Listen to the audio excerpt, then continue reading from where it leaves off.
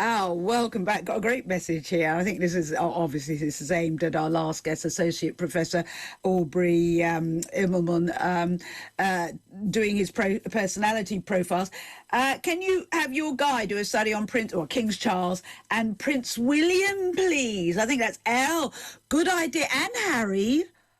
Can see what's going on between all of them. Good thinking. We'll put it to him. That would be an interesting one, wouldn't it?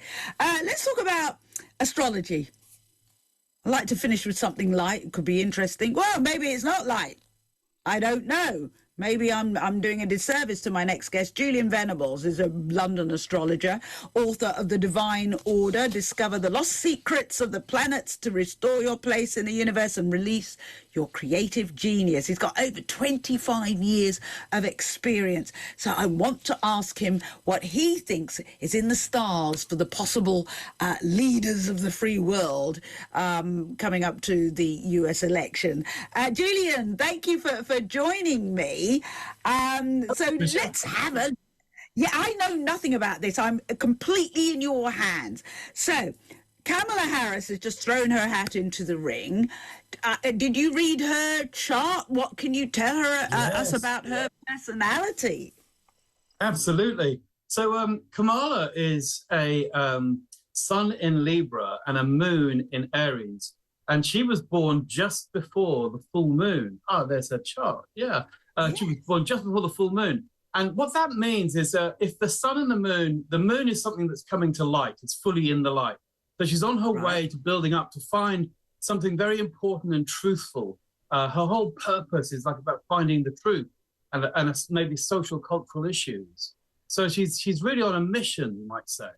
And she's very good at relationships because the sun in Libra is their speciality is relating to others, and the moon in Aries is also very independent. So the between the two, to be between the two, as it were, sun and the moon together there, then she's strongly on a mission about relating. And I think she's got something really important to bring to America.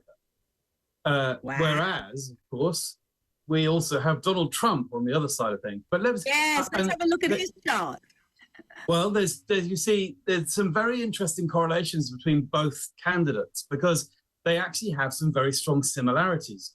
Donald Trump was also born just before the full moon. So he is another person who has the sun opposite the moon.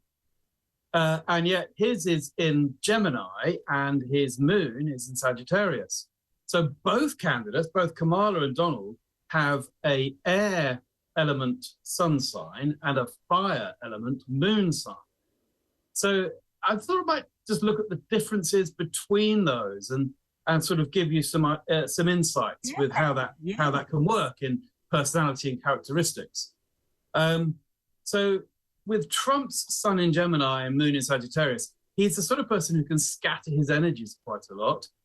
He often engages in too many activities, attempting to do everything at once. So he flits from one path to another, and often exhibiting careless or superficial behavior. So it's the way he speaks is very important. He'll come in with like things, and then he'll leave it kind of hanging in the air a bit. You know, he won't necessarily to explore it with much clarity. So he's very mentally oriented, but he doesn't really allow his mind to settle on one topic long enough to develop, say, expertise in something. So he tends to be very carried away with the sort of theories of what could be actually seen as meaningless bits of data, whilst he's attempting to gain control by logic. And that just doesn't work for him. You know, it's quite clear that sometimes he's conflicted. So he can get lost in the higher conceptual realms of something, which don't actually have much relationship to his daily circumstances. So he'll say something, he'll be on the podium and he'll say, blah, blah, blah. And he kind of just like leaves it there, you know, and then he'll change subject and blah, blah, blah. You know, and that's how he delivers to people. Okay. So now Kamala, right? Completely different, of course, right? And so Kamala, with her sun in Libra and her moon in Aries, again, it's a air sun and a fire moon, she has the initiative to conquer indecision.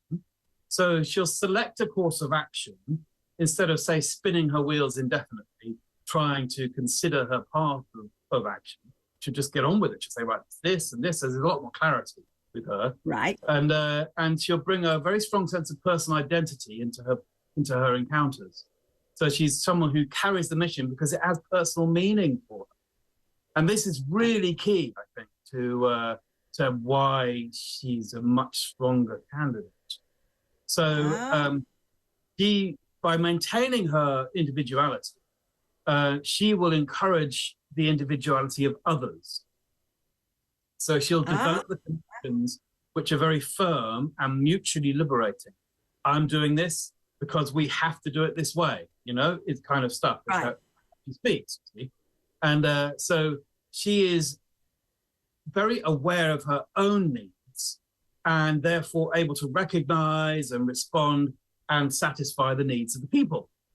And her directness is a godsend. It's just, she's just like, she can relate openly and personally, and she can tackle the problems to bring resolution. Okay. So she's really, I would say, got the upper hand, but I'm not going to make a prediction today, but I'm going to say, it's early days. Got the upper hand.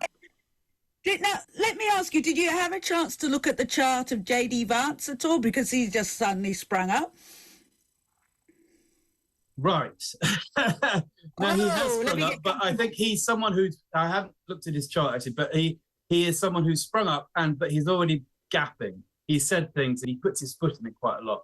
And I don't think he's not going to support Trump. Here's the interesting thing about the interactions between Kamala and Donald, okay? As I said earlier, their charts have some really interesting correlations, very similarities. They both happen to have the moon making a trine to Mars. Now, in astrology, that means it's harmonious. So there's a harmonious link between the moon and Mars for both of them. And if the qualities of the moon are considered cold and moist or cool and moist, and Mars is considered hot and dry. Okay, so this is how you see characters and personalities done by quality, what we call qualities, and so what actually happens there is that they will energize and encourage each other, right, in a funny sort of way, right? So they will be pushing each other for further self-confidence and constructive action. So as one will watch the other through news channels and things, they'll say, "Oh, I saw her say that today, so I'll say that," and then she'll be thinking, "I saw him say that, so I'll say that." So it's that kind of interplay, and we kind of already, right? We've seen that, haven't we? Any time, any place, what happened to that? We've seen that happen. So we're about to run out of time. So let me know. No, it's brilliant. Julian, I'd love for you to have a look at, well, we don't know, after the Democratic convention, we'll know who Kamala, she'll be endorsed, we're guessing, who her number 2 is. I'm guessing we'll have a name by then. So it'd be good to look at the number 2s on both tickets to see what's going on there. But it's, you know what's amazing, because we just talked to the professor of psychology and all of his studies, and there's a lot of synergy between what astrology says and what all these studies says. So how about that? Thank you so much. Carl Jung was an astrologer, I know. Julian Venables, thank you so much, astrologer, and he's such a great guest, and love to have you back on the show, because wow, how interesting is that? And we might actually ask him to have a look at the royal family as well. Yes, thank you for that. I think it was Elle who sent that message. Big thanks to the team.